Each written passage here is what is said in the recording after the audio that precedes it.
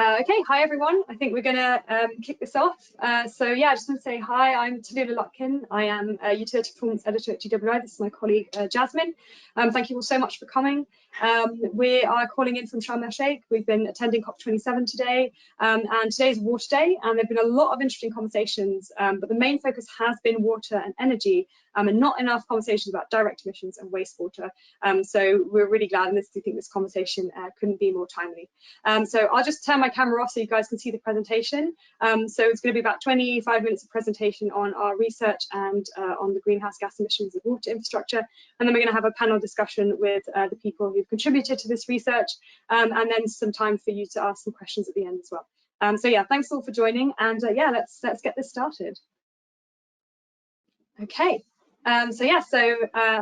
we're very proud to present our data model on research today on the greenhouse gas emissions, and we will be sharing these slides, but we invite you all to go download the white paper that is associated with this, which really goes into a lot more detail than what we can cover in 25 minutes. Yeah, but hopefully we can give you an overview of what we've been working on. As you know, awareness of the carbon footprint of the water sector is growing. There are at least 81 utilities worldwide that have committed to net zero.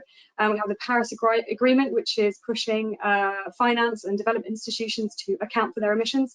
And also the Global Methane Pledge was signed about this time last year at COP26, and really drew the focus onto methane. But despite all this, we found that there was still data lacking on the global emissions of the water sector and of their sources. And that was the main impetus for really creating this global data model for greenhouse gas emissions of water infrastructure.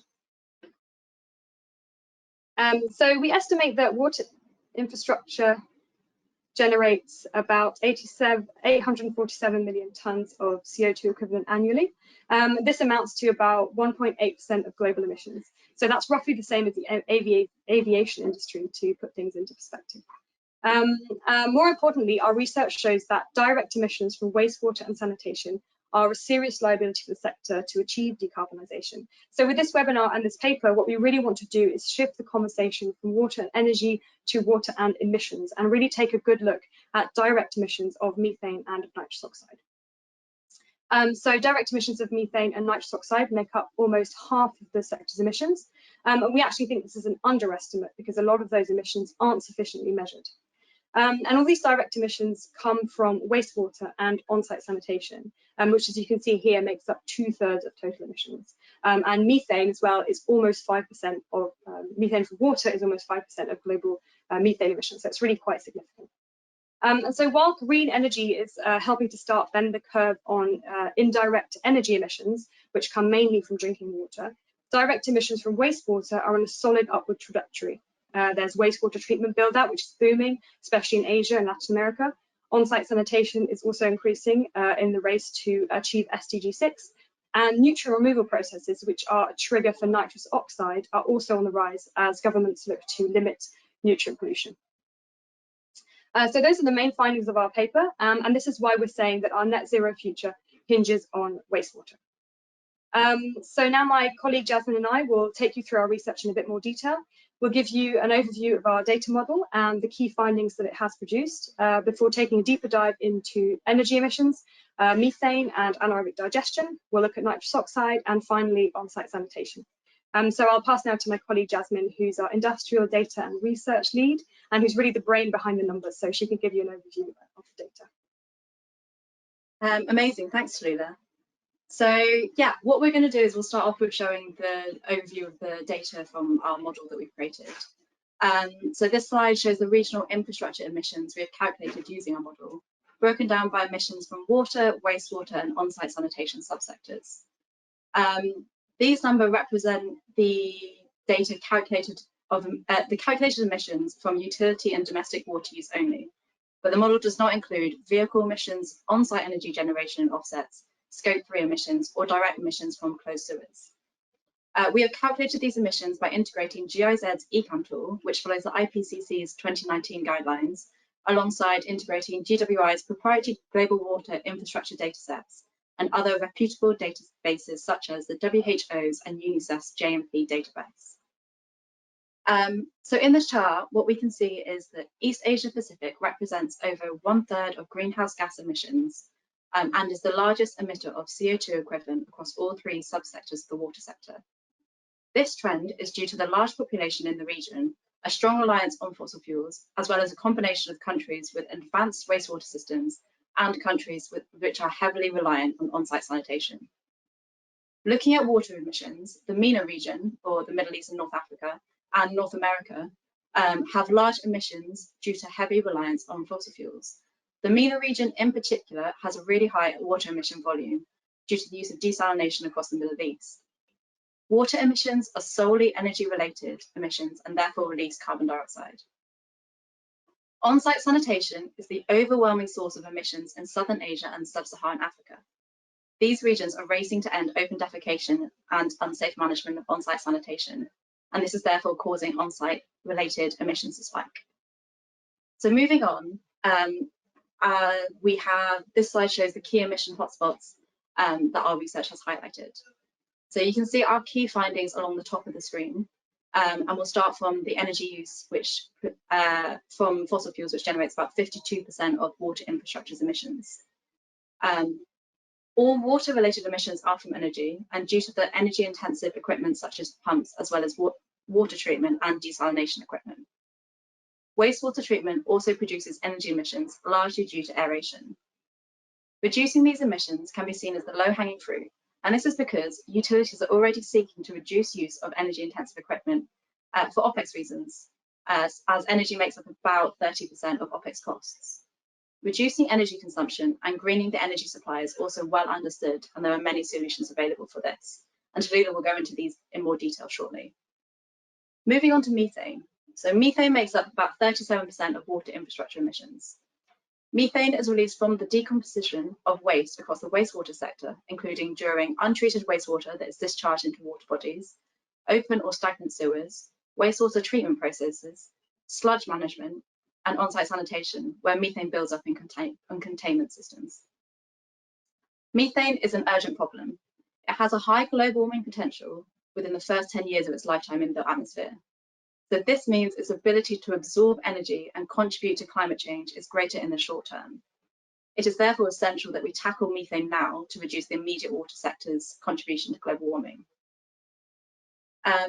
On-site sanitation accounts for about a third of the water infrastructure's emissions, with 95% of this being from methane. On-site sanitation are the solutions for treating human waste when people are not connected to a sewer system, for example, septic tanks and latrines. Emissions from on-site are poorly understood and poorly measured, and this is due to the lack of financing for this sector. Population is increasing fastest in areas which are most reliant on on-site sanitation, for example, Southern Asia and Sub-Saharan Africa. And this, coupled with the race to achieve SDG 6 and end open defecation, means the reliance on on-site sanitation will increase, and therefore methane emissions will increase rapidly with it. Finally, nitrous oxide is also generated during wastewater treatment and makes up approximately a third of sewered wastewater treatment emissions. Nitrous oxide is produced during biological processes and nutrient removal. This gas is difficult to measure and mitigate. However, it is essential to improve mitigation and measurements of nitrous oxide, as it is 300 times more potent than carbon dioxide. Nutrient regulations are becoming more stringent in most regions globally. The increasingly warm temperatures caused by climate change exacerbates algal blooms. Algal blooms are caused by nutrient-rich effluent, and the catch-22 here is that as nitrous oxide is produced during the removal of these nutrients from algal blooms, and the nitrous oxide is therefore released into the atmosphere, contributing to climate change and forming a negative feedback loop, which then increases the amount of algal blooms. Mitigation of nitrous oxide requires a good understanding of plant operations and trade-offs regarding other carbon and energy solutions. So I'll now pass back over to Tallulah, where she'll talk about energy emissions. Great, thanks, Jasmine. So I'm going to start off by going into a bit more detail about emissions from energy, which, as Jasmine said, is about 50% of all greenhouse gas emissions from water infrastructure. Now, this chart shows the correlation between energy consumption on the left and the associated emissions from that energy on the right. And the difference between these two charts essentially comes down to the energy mixes used in these different regions. So the first thing that you would notice is that Middle East and North Africa have high emissions relative to their energy consumption, especially compared to North America, for example. And this is due to a high proportion of fossil fuels in the energy mix, specifically in Middle East. On the other hand, we have Western Europe, which has quite high energy consumption because they have a lot of sort of advanced wastewater treatment in particular, but grids tend to be a lot greener, so emissions are going to be a lot lower relative to their energy consumption. Something to note here is also the fact that real energy emissions may be lower than what we have here because we've not taken into account any self-generated energy use by utilities, which may be greener than their sort of national average energy mix of the grid. So yes, emissions from energy are significant, but as Jasmine said, they are low-hanging fruit. Energy consumption is well understood by utilities, most of whom are already implementing energy-saving solutions to reduce costs, and so expect that trend to just continue and to be reinforced by the increasing of renewables and thanks to the plethora of solutions that do exist. So at the end of the day, we see reducing energy less of a question of finding solutions, but of implementing them. The best solutions to reduce energy use are those that focus on the most energy intensive processes. So solutions that can optimize energy use in pumps, aeration, sludge drying, that can be replacing old systems or using optimization systems to improve energy use. And this is where digital technologies are really accelerating what's possible in terms of optimization by modeling energy consumption. You can have sensors for pressure in pumps, for aeration levels. So really that digitization is going to accelerate what's possible for optimization. I'd also like to mention water conservation and leakage here as well, which can enable utilities not to waste energy producing and pumping water into leaks. Smart meters have really a great role to play here, but also leak detection technologies such as pressure sensors, acoustic loggers, and again, digital really has a huge role to play in accelerating the energy savings that are possible in this space. Now, the other essential component here is green energy. Utilities are always going to need to use some energy, even if they can be more energy efficient, and that's where renewables have a huge part to play. And again, this is low-hanging fruit. First, because national grids are getting progressively greener, even though we'd like that to happen a little bit faster than it is currently. But above all, for utilities, because actually they have so many tools in their toolbox to be able to generate green energy. There's biogas from anaerobic digestion, of course, which we'll go into more detail later. There's opportunities for solar on unused land, on treatment plants, on reservoirs. We're seeing floating solar becoming really quite popular. For those that have the right geographical conditions, they can use wind, harness hydropower, and some are also looking into hydrogen co-location as well. And utilities can leverage these opportunities, and they can leverage their size to secure power purchasing agreements to green their energy mix. And they can also contribute to greening their grid, their national grid, by selling biomethane. So I'm really excited about this potential for water and particularly wastewater utilities to be energy generators. There's so much opportunity here, and I'm just excited to see where utilities are going to take it. So energy was the easy part. Now we're going to look into the sort of slightly trickier greenhouse gases, starting with methane. Now, methane, as you probably know, is more potent as a greenhouse gas than CO2, and it's especially potent in the first 12 years of its life in the atmosphere. Therefore, tackling methane now can help us mitigate the warming effects that we're already seeing and that are already impacting people's lives. So what you can see here is that on-site sanitation is really the biggest source of methane in the water sector. And this means that regions that may have previously been imagined as low carbon, for example, such as sort of Southern Asia or Sub-Saharan Africa, because they have fewer energy intensive treatment processes, actually also need urgent attention, both to improve their sanitation and to reduce the methane emissions from those sanitation systems. And we'll go into more detail about that later. And other areas that release methane is untreated discharge. That's something that has sort of double environmental impact of both pollution and emissions. So that's really low-hanging fruit to tackle that untreated discharge. And in wastewater treatment plants, the inlet phase in particular is a big methane hotspot, and that's because methane accumulates in sewers. Now, our model that we have here doesn't actually include methane from closed sewers, and that's because there isn't enough research out there to have a reliable emissions factor, and measuring those emissions is really quite difficult. But there is research that's being done, and initial results are showing that methane in sewers is going to be a huge problem for utilities, maybe up to 50% of their direct emissions. So they need to start thinking about it, and there needs to be more research on this issue. And another sort of final hotspot is the sludge treatment and disposal stage of treatment, because methane builds up in sludge. But this hotspot can actually be turned into an asset thanks to anaerobic digestion. So anaerobic digestion is the microbial breakdown of organic matter in sludge, and the bacteria produces biogas, which is mostly methane, as a byproduct of that process. So essentially, anaerobic digestion concentrates and accelerates the methane generation of sludge. If left undigested, that methane would have been released sort of slowly after disposal, but this way it's concentrated. Now that's really an asset if that methane is then used beneficially as energy. Using it as energy reduces the energy emissions that I mentioned earlier, and digestion also reduces sludge volumes, which means fewer emissions than at the sludge disposal stage. And then we have advanced anaerobic digestion technologies, such as thermal hydrolysis in particular, that can take this process even further, that can yield more biogas.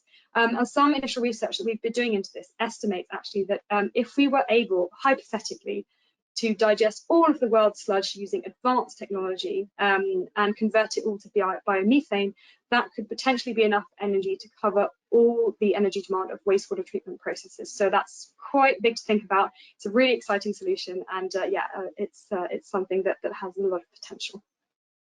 Now, there are some caveats. As I said, the process concentrates the methane. Therefore, the utilities have to be really careful of leaks. If those leaks are too big, it could potentially negate those positive effects of having converted all that biogas to energy. And utilities that sort of only use anaerobic digestion to stabilize the sludge or to reduce sludge volumes and don't convert it to energy, that means that methane still has to go somewhere. Some of it will be flaring it, which is not great, but not terrible. But really the worst is if that methane then gets released into the atmosphere, it'll really have a negative greenhouse gas impact. So again, that's low-hanging fruits of dealing with the methane, the leaks and the released methane. And finally, I'm going to talk about nitrous oxide. So this is another direct emission that utilities really need to be turning their attention to. Nitrous oxide is 300 times more potent than CO2 as greenhouse gas, so even small emissions can have a big impact.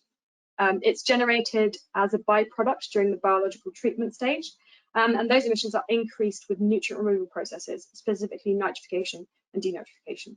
And this really makes it an extra concern because nutrient removal regulations are becoming more stringent worldwide, and some countries are introducing them. And that means that the use of these processes that generate nitrous oxide is only set to increase. The triggers are still being researched, but fundamentally it comes down to whether the microbial community in the biological treatment process is functioning optimally. So anything that will cause them to become stressed or to not function optimally is going to be a trigger.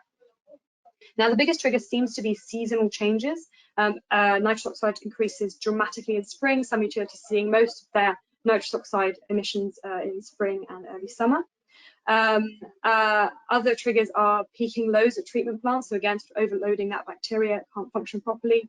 Not enough aeration, not enough oxygen, not enough carbon in the denitrification process. And I also want to mention here the side stream process, which is really quite from sludge dewatering, which is quite concentrated ammonia and is another big source of N2O.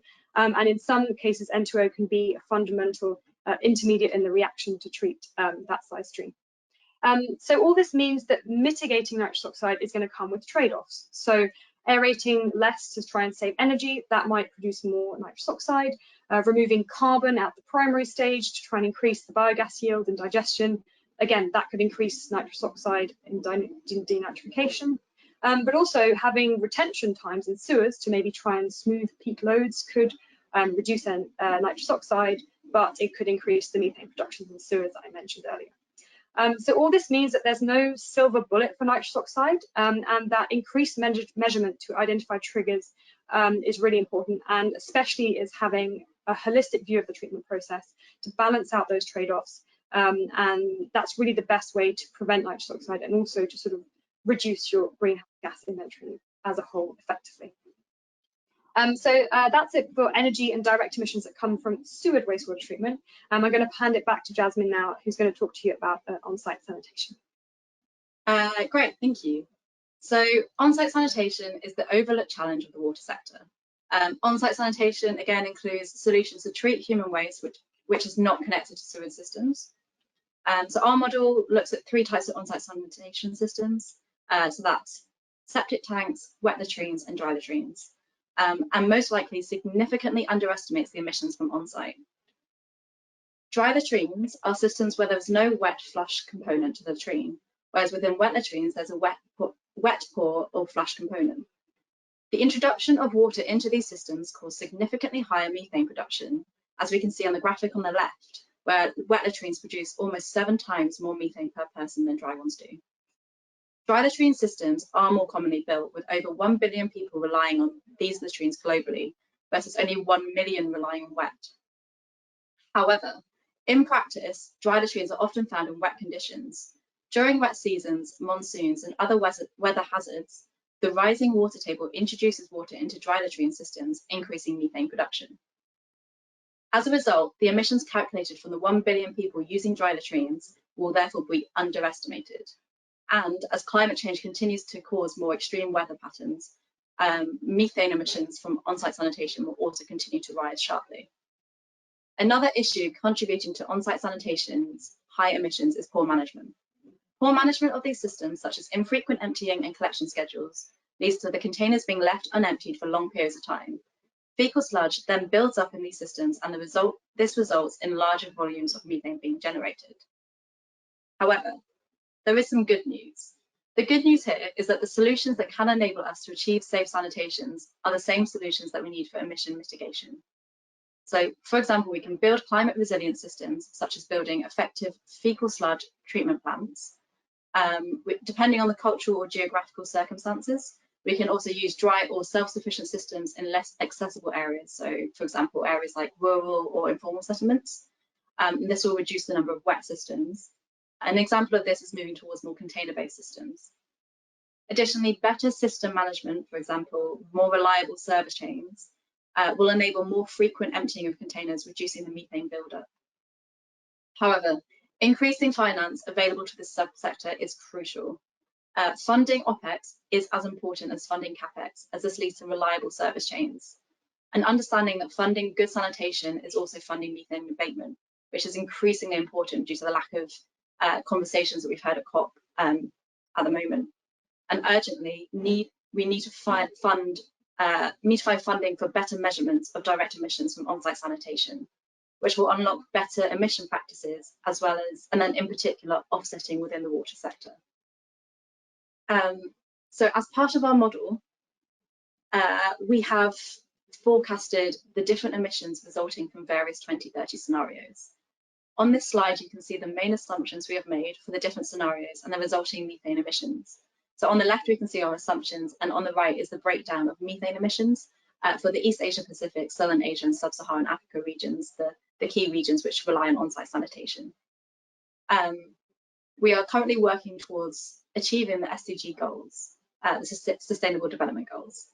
SDG 6 aims to end open defecation and provide safe sanitation for all. This means universal connections to sewer or on-site sanitation systems, ensuring all people are connected to safely managed sanitation, and also reducing the volume of untreated waste by half, all by 2030. If we continue at our current rate, we will not only not achieve SDG 6, because our current trends suggest by 2030, 230 million people will still be practicing open defecation, but also that methane emissions will increase by 100 million tonnes of CO2 equivalent. So along the bottom of the slide, you can see 2 scenarios where we have modelled to see how we can achieve SDG 6. The first one assumes that all people currently practicing open defecation will be using on-site practices by 2030. By achieving SDG 6 in this scenario, the emissions from the water sector will be higher than current values by 50 million tonnes of CO2 equivalent. The second scenario assumes everyone is connected to the sewer system. The resulting methane emissions here are less than half of the current volume of methane being emitted. However, this slide and these scenarios do not account for energy or nitrous oxide emissions, and therefore in reality, the resulting emissions from everyone being connected to sewers will be a lot higher. From these scenarios, we can see that if we do not take action to mitigate emissions while improving access to safe sanitation practices, the water sector's contribution to climate change will continue to grow. So now we'll just conclude and so just explain some future problems that we may have. Talia will take the floor. Thanks, Jasmine. Yeah, so just a quick word about the emissions that we didn't include here because of a lack of accounting yet for these, but that we just can't sweep under the rug. The UNFCCC's Race to Zero campaign has updated its criteria to include all scopes, that includes scope 3. So these are emissions that are really rising to the fore and that a utility is going to have to pay attention to. So there's emissions from the supply chain, that's all the products, the chemical technologies that utilities purchase that come with their own footprint. And there's a real opportunity for the supply chain here to help utilities account for these emissions and to mitigate them. There's emissions from construction, also called embedded emissions, that are thought to be really quite significant, although they're still very difficult to measure. Utilities are already starting to think about how they can build smart, build less, or whether they need to build at all. There's vehicle emissions. So for utilities in high-income countries, electric vehicles are sort of relatively low-hanging fruit, even though there's some kinks to work out. But we mustn't forget that on-site sanitation in particular requires a significant amount of trucking to move fecal sludge, and those emissions mustn't be overlooked either. There's the emissions from the business side of utilities. So like any business, it has office buildings that need heating, the people that commute, business travel. Again, that's part of the sort of pathway to net zero as well. And finally, those downstream emissions. So these are sort of slightly more controversial, but heating and cooling water for domestic and particularly industrial processes has its own footprint, and utilities can be part of that conversation in terms of water use and conservation to mitigate those emissions as well. So that's it from us now. I'd really like to thank all the people who contributed to this research, with a really particular big thanks to our sponsors, Xylem and CAMBI, and also to our peer reviewers, GIZ and the Climate Policy Initiative. I want to really encourage you to go download the full white paper, which goes into even more detail on these topics. You can follow the link that you can see there on the page, globalwaterintel.com/water-without-carbon. You can screenshot it now. We will send you this link after the webinar.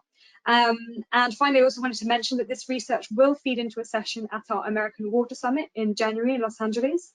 The theme of the conference will be Rethinking Water, and the climate imperative will be a strong focus. So if any of you are interested in joining, please get in touch. We've got an early bird rate, which is still valid until the 17th of November. So if you'd like to come and join us in LA, we'd be delighted, and it's going to be a really interesting conference.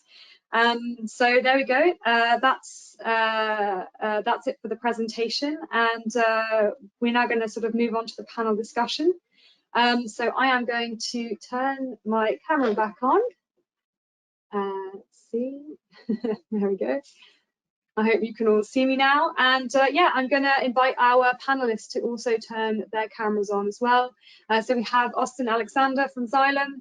We've got Bill Barber from CAMBI, Adriana Veizaga, I haven't said that right, from GIZ, and Rich Thorsten from water.org, who are all here to sort of, talk about what we've just heard and have a bit of a conversation. So I'll just move back to the previous slide so people can.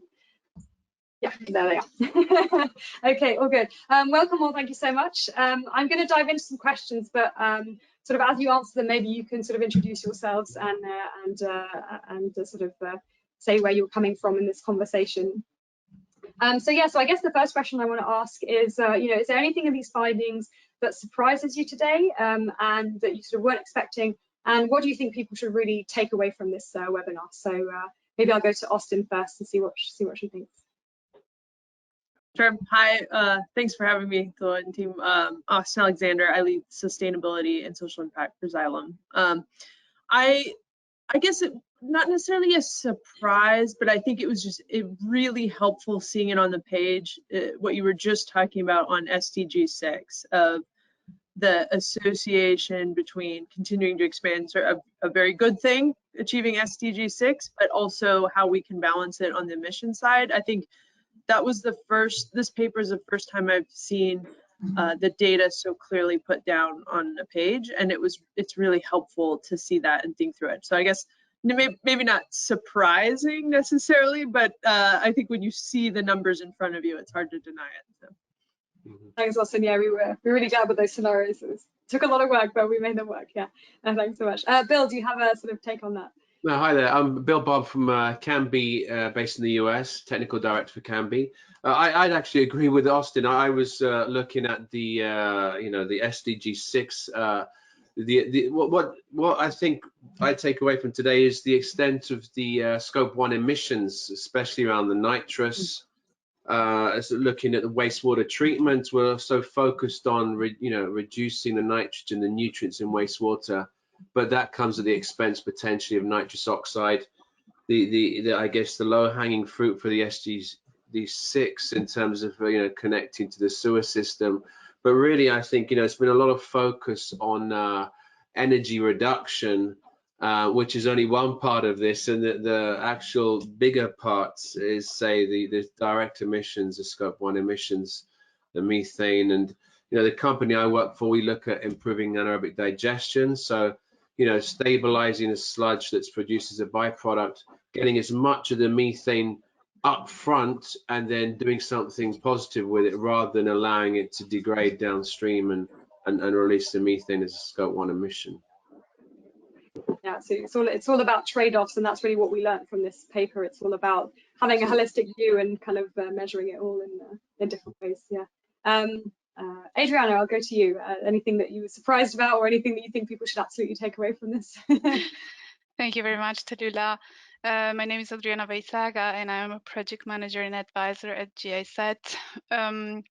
I think I think I can highlight 2 aspects that I was very not surprised, but were very, very relevant for me from this webinar today. And the first one is related to the methodology that you used and the ECAM tool that we developed in GIZ. The ECAM tool was designed for assessing greenhouse gas emissions at a local utility level, and it was very great to see how our methodology can contribute to estimate national, regional, and even international figures. Our project is ending soon, but the ECAM tool and other projects developed by our projects will continue to exist and will be hosted by the International Water Association.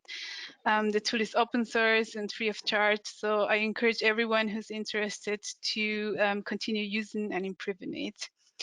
On the other topic, that was surprising for me is the high amount of methane emissions coming from on-site sanitation. And this clearly highlights the necessity of the sector to improve sludge management systems while ensuring safe sanitation for all at the same time. So yeah, those are the 2 points that I think were surprising for me in your webinar. Yeah, thanks, Adriana. Yeah, I think it's been really interesting for us this morning at COP, sort of having the water day, and we were kind of excited to hear what people had to say. And of course, water and energy is important, but we weren't hearing enough about methane. We weren't even hearing enough about sanitation. We were, in terms of I was at the Italy Pavilion, and there was resilience for African cities, and it was all about water supply, which is great. And I was like, where's the sanitation? So it's really, yeah, this is something I want people to take away from it as well. Yeah, thanks very much. Rich, finally, sorry, I'll last but not least, anything that's surprising or that you think people should take away from this? Well, I think mostly I'll just build on what other people have said to some degree. I mean, first of all, the world is off target with respect to SDG 6, and so there's quite a bit of additional investment and funding required to achieve SDG 6, and we need to do that. We're committed to do that as an organization and globally. However, that may lead to increased emissions, at least in the short term. Doesn't have to, but it certainly can. So I think looking at those opportunities, both on the water side and the sanitation side, becomes critically important. I think that this research is, really contributing to an emerging body of knowledge around what those impacts are, especially on the sanitation side. I was really somewhat surprised to see, and maybe not surprised, but interested in the level of increased emissions from sanitation and wastewater. Generally speaking, I think the water and sanitation sector is focused more on adaptation versus mitigation, rightly so, given that climate often impacts activities through water. But even to the extent that mitigation is being considered, it's more been on the water sector side. So it's been interesting to see some of this new body of knowledge about the important contributions of sanitation. And then lastly, I'll just reiterate the trade-offs that are involved in improving non-sewage sanitation and sewerage delivery, and what that means both in terms of increased emissions as well as the ability to reach SDG 6 goals, because we know that sanitation, especially urban sanitation, is going to require the highest degree of investment. So doing so in ways that are also more green and reduce emissions will be a big challenge for us in the years ahead. Yeah, absolutely. Yeah, so thanks for that. What I'm also interested in finding out from all of you, because you sort of come from different areas of, you know, your stake, I guess the different stakeholders, the stake that you hold in water is different. But so I wanted to know sort of if anything that you've seen here today or anything that sort of has been put into focus is going to change the way that you approach your activities in the future. So I don't know, I've jumped things around. Maybe I'll jump to Bill for that first question. So I think the challenge that we have as a company in terms of carbon footprint reduction is, I think in the water industry, the main emphasis remains sanitation and provision of clean wastewater. That is the driver. Carbon is not a driver, to be honest with you, as far as I can see it.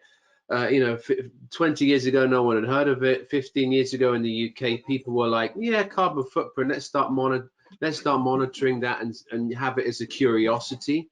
It still is a curiosity, really. There are not insufficient drivers to focus on carbon reduction. I see a lot of utilities making decisions now. I think the problem with wastewater infrastructure is it has a very long life cycle. If I buy something today, I'm not going to demolish it 3 years from now because it's not efficient. That's going to be in the ground for the next 30, 40, 50, 60 years. So there's a lot of emphasis on what can I afford today? This is a cheaper option, but it may be a higher carbon footprint, not my problem. There's not enough incentive. Carbon is not valuable enough to make people think otherwise, unfortunately. You know, there are a lot of incentives around, say, biogas production. You have various things in various parts of the world where they encourage use of biomethane, but that's not enough. And there are a lot of delays in decision making, and every day you delay, then you've got all of today's cumulative emissions that you have to account for as well. So when I do projections, it's very difficult to see how we're going to get anywhere close to meeting targets with the current status of play. To be, I don't mean to put a downer on this, but you know, I just think, you know, simply put, there's not enough value attributed to the impact of carbon footprint in our industry because it's not the #1 driver.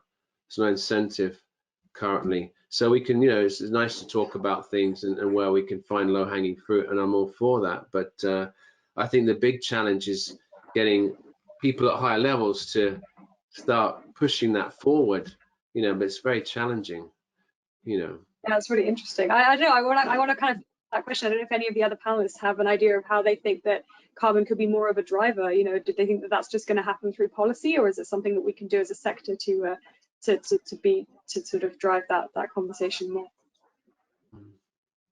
So I have a couple thoughts on that, and I agree. I agree with Bill to some extent that the water and sanitation sector has a variety of challenges that it's currently dealing with in the complete absence of carbon, whether it's the impacts of climate change or just the ability for it to become a well-functioning, highly capitalized system that is sustainably providing services. There's still billions of people that lack access to sanitation in the world, and many more that lack access to safely managed water and sanitation. So we continue to be in that mode where additional attention, additional investment and funding is required. Now, studies like this and efforts like this, if it can be demonstrated that some things can be done at scale while increasing service levels simultaneously, whether it's additional investment in fecal sludge treatment plants, for example, that could be a potential win-win. Tallulah, I thought you mentioned an excellent couple examples in the energy space. Energy is already a significant cost driver there. And so if there are ways to optimize energy, lower those energy costs, transfer some of that over to renewables in ways that also can lower carbon footprint or GHGs, I think that that's a potential win-win that could drive some investment. I think on the sanitation side, potentially over time, if carbon credits really take off, that could be an area as well, because if it can be demonstrated with additional, more detailed studies that there are these larger GHG impacts that could be mitigated, that could be useful. However, I would say at the moment, when carbon prices are at somewhere between $2 and $3 a ton or $5 a ton on the voluntary market, it's going to be challenging to potentially on the margins for projects that are not financially viable, but could be with a little bit of impetus. That could be something that could be demonstrated if it's at scale in order to mitigate the transaction costs, and if it's done over time, which is often needed in the case, as Bill said, for larger scale infrastructure. These projects need a predictable stream of revenue. So if carbon can do that at a level that's sufficient to change the economic calculus of those projects, then there might be an opportunity there. But there are some pretty significant headwinds inside and outside of the carbon impacts that really need to be taken into account, that we need to address. Yeah, thanks for those points, Rich. I think I really agree that it's difficult. The drivers are difficult, but there are those win-win solutions there that can drive that climate finance. Austin, I don't know if you wanted to bounce off that. You were nodding your head. Yeah, I mean, I agree with both Rich and Bill on this, and I think what first, even a year ago, the water sector as a whole was not in earnest having conversations about carbon footprint. It was happening in pockets, but I mean, I'm hopeful just in how much in the last year the water sector as a whole has come forward. And so like studies like this continue to advance just the awareness, which in itself, I think drives some change. For us at Xylem is on the technology provider, and we've been having a lot of conversations internally about what is our role in providing the full life cycle data in decision-making process. So, what can we provide to show not only the OpEx costs or savings, but even the carbon footprint long-term, the full life cycle of solutions we're providing. And I think the onus is a little bit on the Xylems and the CAMBIs of the world to give that data to help decision makers see the full picture, because when you know better, you generally do better. So I think there's still a lot to be done here on continuing to advance just the knowledge base. Yeah, absolutely. I'll come back to you, Adriana, in a minute, but I just want to bounce off what Eston just said, because I wanted to ask sort of the Xylem and CAMBIs of the world whether, are you seeing sort of the GHG reduction potential of your technologies in influencing purchasing decisions, or is that not happening yet? Is it starting to happen? Sort of where are we at in that space? Yeah, I think it's beginning to happen. As I said before, people were aware of it, and now they're more aware of it, and it's still not the main reason for doing an upgrade. It's a nice to have. So if it also consequentially reduces carbon, that's a good thing. But if the cost is lower, that's preferable. So like Austin was saying, we do our own carbon accounting that we tell clients. If you did this, your carbon footprint can reduce by X. But it's more like a curiosity at the moment. But at least, like as Austin says, people are more aware of it now. Clients are beginning to do their own internal modeling as well, that I've started to see. I never used to see that before, but there's still, it's part of the business case where you have the other sort of aspects, not just financial, but environmental and other aspects that you have to account for. It's definitely getting more influential. We're not there by a long way at the moment, but it's definitely on the radar, whereas before it was totally under the radar. It was invisible. Do you want to bounce off that, Austin, or is it you Bill, or are you more optimistic? I'd say agree in pockets where I think there's a lot of kind of curious, developed infrastructure regions where they're starting to ask those questions, just see, hey, do you have this data? We'd love to see it. I would be curious to get Rich's view in areas that are developing infrastructure for the first time of what they're seeing from funding sources if it's being baked in. I think there's a lot of talk going on about baking in climate mitigation into WASH projects, but I don't know what that looks like executed on the ground quite yet. But I would say in the developed infrastructure areas, it's more interested, but maybe not driving decisions quite yet. Yeah, I'm happy, Rich, for you to bounce off that. I wanted to ask Adriana as well, because I think that GIZ has been involved in the Xylem project, which, you know, if there's any insights from that in terms of the best way to drive low carbon infrastructure for sanitation. Yes, thank you very much. Yes, indeed, the Xylem project has had, I think, 9 years of experience on working in mitigation in the water sector and helping water and wastewater utilities to reduce their carbon footprint. And I can say that for years we had the challenge that there were no solid estimations on GHG emissions from water and wastewater infrastructure at the global and regional level. So as there were no figures, it was often that it was very rough estimates was cited. So I think I can highlight here that the white paper is a major help in political communication because its methodology is very comprehensive and transparent. And having precisely these global, regional, and very contextualized GHG figures with a holistic approach as shown today help better understand where the necessity for climate mitigation is at. And this helps, of course, from the international cooperation point of view, this helps to channelize efforts for any mitigation project in the future.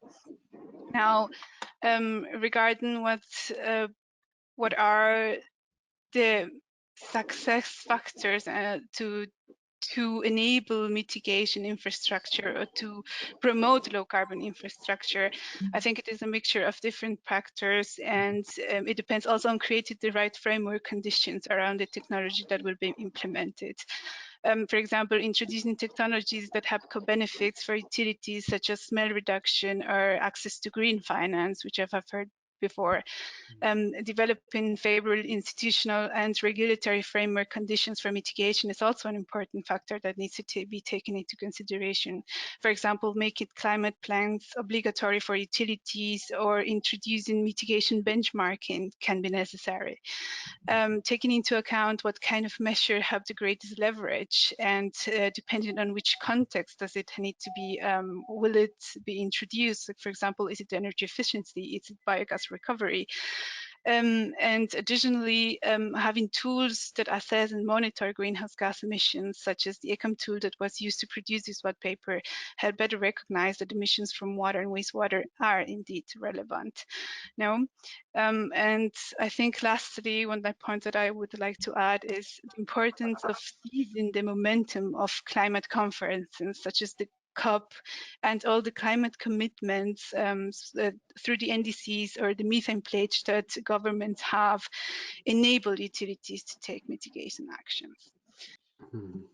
Absolutely, thanks so much for all those points, Adriana. It's really interesting. I'm going to give Rich the last word to sort of respond to Austin maybe about, you know, is greenhouse gases a thing at all in that space, or?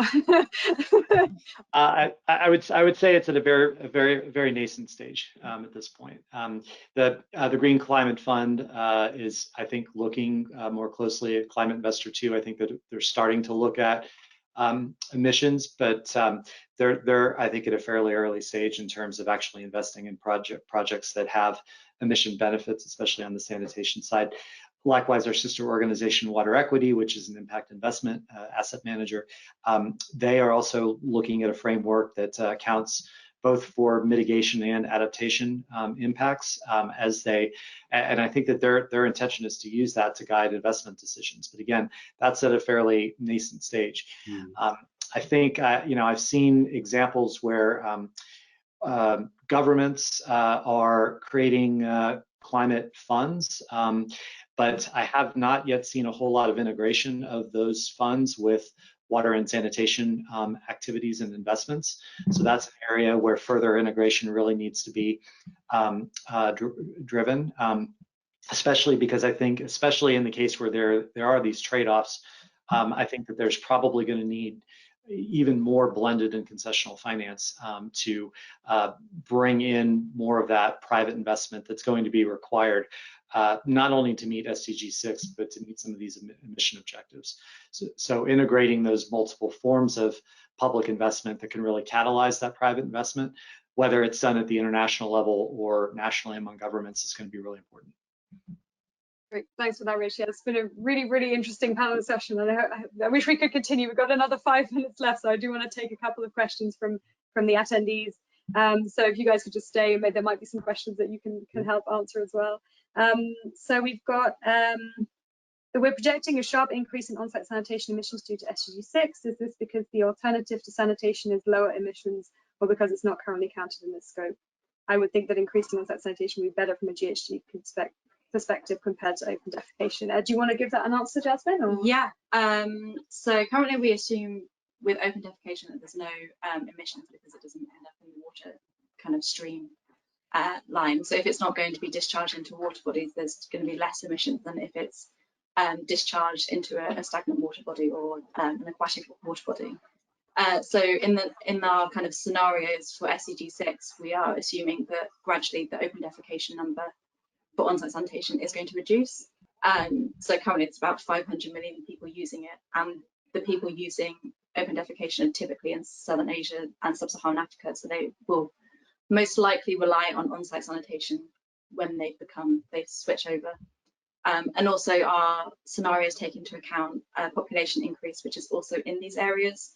And with SDG 6, one of the goals is to increase the amount of safely managed on-site sanitation. So currently the management of on-site sanitation is very low. So currently treatment rates are about 3%, and we're predicting as part of SDG 6 to meet the goals, it has to increase to about 50 to 60%. So that's a large amount of emissions coming from wastewater treatment and discharge, which isn't currently happening because those processes aren't currently in practice across the world. Thanks. I've got something maybe Bill can help me answer. I'm going to read the question out. So thank you for the important focus on methane. I've seen some recent research that wastewater treatment plants utilizing AD, so anaerobic digestion plus biogas, on average can leak 5 to 7% of their biogas, with the bulk coming from the small percentage of super emitter plants. Do you think there are any precautions we can take to track down or avoid such super emitters to achieve the 1% losses that we have modeled? So I'll pass it over to Bill, because I think you can probably give me a better answer, but I know that one thing I have heard of is methane vacuums, which can help prevent those leaks in digesters, but I think that's a sort of technological solution, but I'll let Bill answer that question about leaks. Yeah, thank you. I mean, that's a very important point. 5 to 7%, that's the kind of number that I've calculated, about 7%. The irony is with anaerobic digestion, in spite of all the benefits of renewable energy production, you don't need to leak a lot of the methane to completely obliterate the carbon benefits.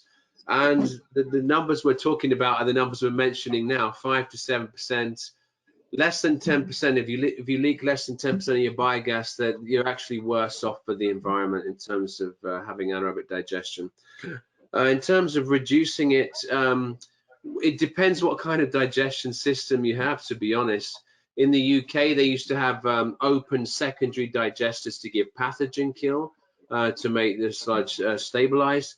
Those open digesters would give you an extra 10% VS destruction of the volatiles, and then you get a huge carbon footprint there. Anaerobic lagoons, that's going to be a huge carbon footprint, not just in our industry and other industries. Huge lagoons, bubbling scope 1 emissions.